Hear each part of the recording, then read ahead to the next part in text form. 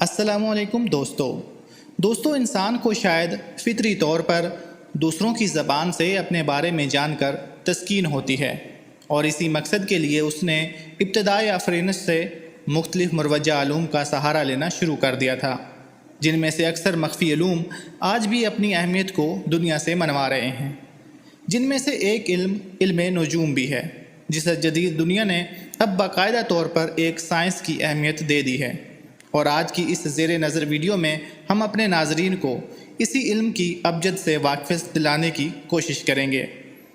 नाजरीन मोहतरम, दारतुल बुरूज दूर कहीं खलाओं में एक दायरे की सूरत मौजूद है, जिसमें माहिरीन के मुताबिक 12 खाने या बाल्फाज दीगर 12 घर मौजूद हैं। माहिरीन इल्म नजूम के मुताबिक सूरज इनमें से हर एक घर में एक महीना क़याम करता है। ये घर या खाने, जिन्हें बुर्ज का नाम दिया जाता है, में तरतीब के लिहाज से बुर्ज हमल पहले दर्जे पर वाक़या है और कहा जाता है कि सूरज ने जब 21 मार्च को बुर्ज हमल के पहले दर्जे में कदम रखा तो इस कायनात में ज़िंदगी की लहर दौड़ी और इसी दिन को योम नौरोज़ यानी इस कायनात का योम पैदाइश भी कहा जाता है। जबकि सूरज एक लगे बंधे कानून के मुताबिक इस बुर्ज से एक महीने के सफ़र के बाद अगले बुर्ज यानी सौर में मुंतकिल हो जाता है। 20 अप्रैल से पहले पैदा होने वाले लोगों का बुर्ज भी, जबकि सूरज बुर्ज हमल में था, यही होगा, जो कि माहिरीन इल्म नजूम के मुताबिक सितारा मरीख की हाकिमियत में आता है। गोया हमली अफराद का सितारा भी मरीख ही होगा। अब हम आते हैं इस तरफ कि इस सितारे और बुर्ज के हामिल अफराद का मजाज इस इल्म की रोशनी में कैसा हो सकता है। तो जनाब, मरीख जिसका मिजाज हकमाना है का परतो आपकी शख्सियत में भी ऐन मुमकिन है। अलबत्ता दर्जात के हवाले से इसमें किसी हद तक फ़र्क ज़रूर आ सकता है, जिसको सिर्फ जायशे की मदद से ही बेहतर तौर पर जाना जा सकता है। नाजरीन मोहतरम, अगर बात करें बुर्ज हमल अफराद की खसूसियात और मजाज की, तो इसमें पहली जो खसूसियत है वो फितरी तौर पर तेज़ और पैदाइशी लीडर का होना है। हमल अफराद फितरी तौर पर बहुत तेज़ होते हैं।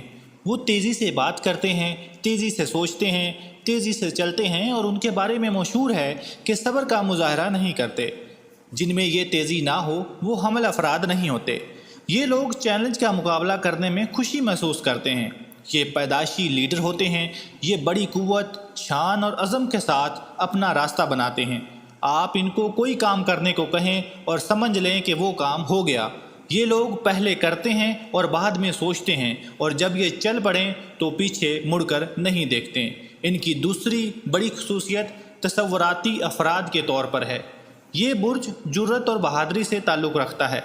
ये लोग तसव्वुराती होते हैं और इनकी ख्वाहिशात ज़िंदगी से बड़ी होती हैं। हर चीज़ या बात को जो उन्हें अच्छी लगती है, ये उसके बारे में बहुत पुरजोश होते हैं, और जो इन्हें अच्छी ना लगे उसके बारे में बहुत बेसब्रे होते हैं। अगर ये नाखुश या नाराज़ हों तो तूफ़ान बर्पा कर देते हैं, मगर ये तूफ़ान देर पा नहीं रहता। आप अपनी आंखें बंद करके खोल लें तो उनका गुस्सा ठंडा हो चुका होगा और आप उनके चेहरे को हशाश बशाश पाएंगे। मगर बहुत से लोग ऐसे नहीं समझते कि इनकी नाराज़गी आर्जी है। उसके बाद अगली खसूसियत इनकी है सच्चाई की कदर करने वाले ये लोग अफराद होते हैं। एक मनफी हमल बड़ा अकड़बाज होता है और ख़राब मूड में बिल्कुल कसाई लगता है, जैसे अभी किसी को छुरी मार देगा। लेकिन जब उसका गुस्सा उतर जाता है तो वो ना सिर्फ अपने किए पर शर्मिंदा होता है बल्कि माफ़ी भी मांग लेता है। इन अफराद की एक बेहतरीन खूबी ये है कि वो सच्चाई की कदर करते हैं, और अगर कोई बात मंतकी अंदाज से की जाए तो वो पूरी तवज्जो से उसे सुनते हैं और मानते हैं। अगली खसूसियत इनकी है मनफी खसूसियात के अलावा मासूमियत का उनसर। इनमें तमाम तर मनफी खसूसियात के अलावा मासूमियत का उनसर भी मौजूद है। जब ये अपनी ख़राब करदा किसी सूरत हाल पर काबू पाने की कोशिश कर रहे होते हैं तो इंतहाई मासूम लगते हैं। ये लोग बेहतरीन अफराद से दोस्ती रखते हैं और बेहतरीन तकरीबात में शिरकत करते हैं। दौलत, रुतबा, ग्लैमर और शान और शौकत इनकी तरजीहात में शामिल हैं, और वो इन तमाम चीज़ों के बावजूद भी सब में नुमाया नज़र आने की कोशिश करते हैं। हमल अफराद की खुद ही उनके लिए बेहद अहम है और वो अपनी ताकत को महसूस करने की ख्वाहिश रखते हैं। جو کہ ایک مثبت بات ہے، مگر ایک بچے کی طرح خود پسند شخص کا کسی دوسرے انفرادی طور پر طاقتور شخص سے واسطہ پڑتا ہے تو پھر مسئلہ بن جاتا ہے۔ اگلی خصوصیت ان میں جو ہوتی ہے وہ ہے سمارٹ اور مثبت سوچ کے مالک ہوتے ہیں۔ یہ لوگ جانتے ہیں کہ اپنے نظریات کو کس طرح استعمال میں لانا ہے، اور بعض اوقات یہ اپنے نظریات کے لحاظ سے وقت سے آگے ہوتے ہیں۔ یہ لوگ اپنی حد سے بھی آگے جا کر سوچتے ہیں، اور جو کام کر رہے ہوتے ہیں اس کے بارے میں ان کی سوچ بڑی مثبت ہوتی ہے۔ ان کا یہی رویہ ان کی غیر معمولی ذہنی اور جسمانی توانائی کے امتزاج سے انہیں طاقتور بناتا ہے۔